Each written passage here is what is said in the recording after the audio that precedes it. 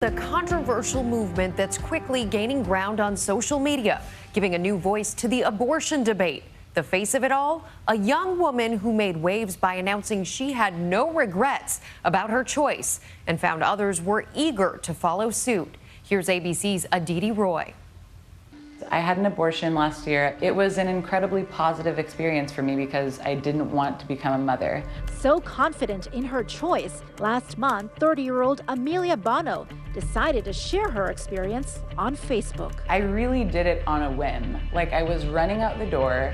I was like, I need to mop my kitchen. And I just was like, no, I'm not gonna mop the kitchen. I'm just gonna tell everyone I had an abortion.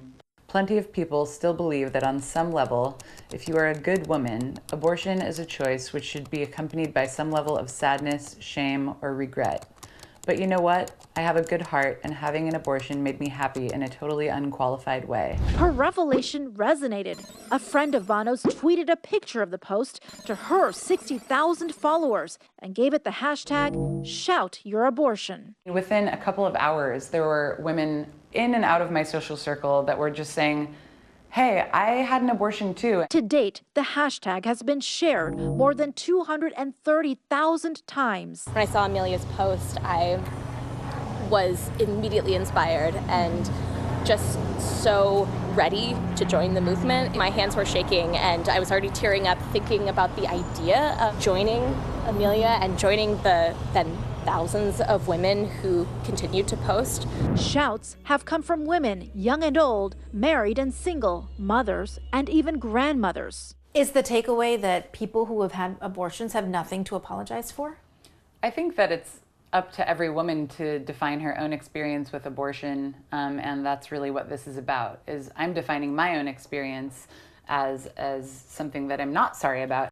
Bono says she's not surprised by the outpouring because 1 in 3 women in the country have had an abortion by the age of 45, according to one study. But Bono's one-paragraph proclamation flung her to the front lines of the decades-old abortion rights debate.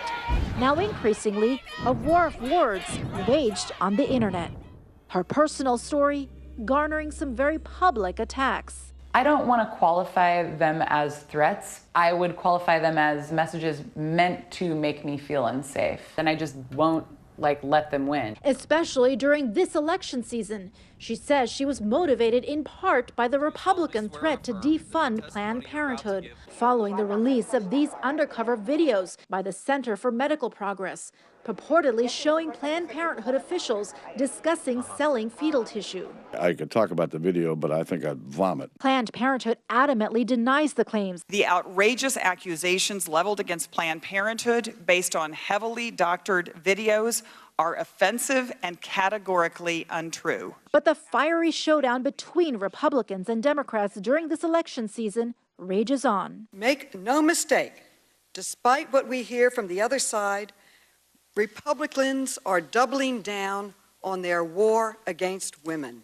And Amelia is not willing to wait for the politicians to sort it out. I don't know if politics can really address stigma. I think that that's what things like Shout Your Abortion can do. And I think that that's what we've seen it do little by little in the last 2 weeks. And I'm really looking forward to seeing where the world takes it. I think the Shout Your Abortion campaign is phenomenal. I love it. One of the campaign's most visible supporters is the Good Wife actress Martha Plimpton. They've taken it personally.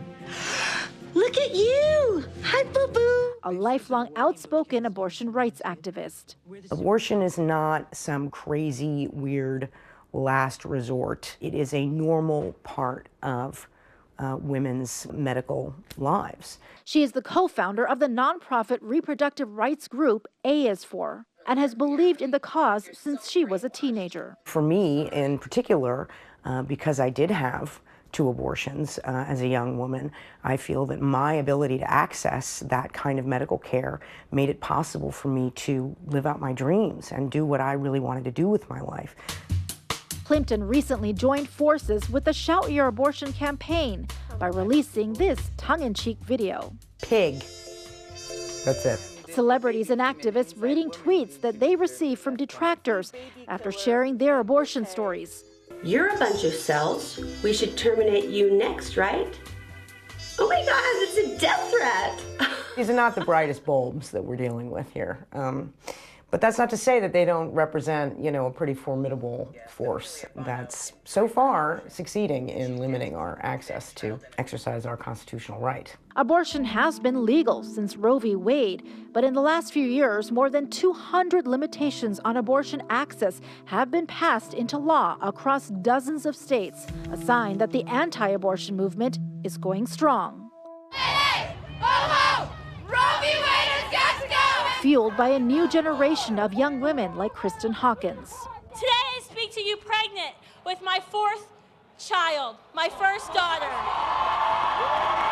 We are the pro-life generation. A grassroots organizer who's recruited thousands to her cause. No, we're not out there to reduce abortion. We're out there to end abortion. We want this to be over. Hawkins says she's not worried about this new hashtag movement. I think Shout Your Abortion is a flash in a pan. I think it's one of the many things we're going to see rising up in the next few years as abortion activists become increasingly concerned with a pro-life America. Do I think it's going to have a lasting impact? No.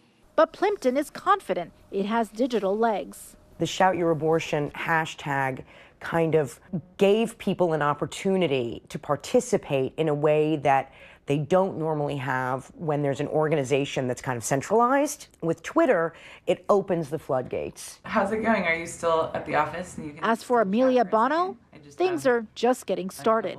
The grad student has put her studies on hold. Her focus, turning the internet sensation into lasting cultural change. This isn't like Roe v. Wade that can be overturned. This is just a change in the way that people are talking about a medical procedure, and it's something that clearly I think a lot of people are ready for. For Nightline, I'm Aditi Roy in Seattle.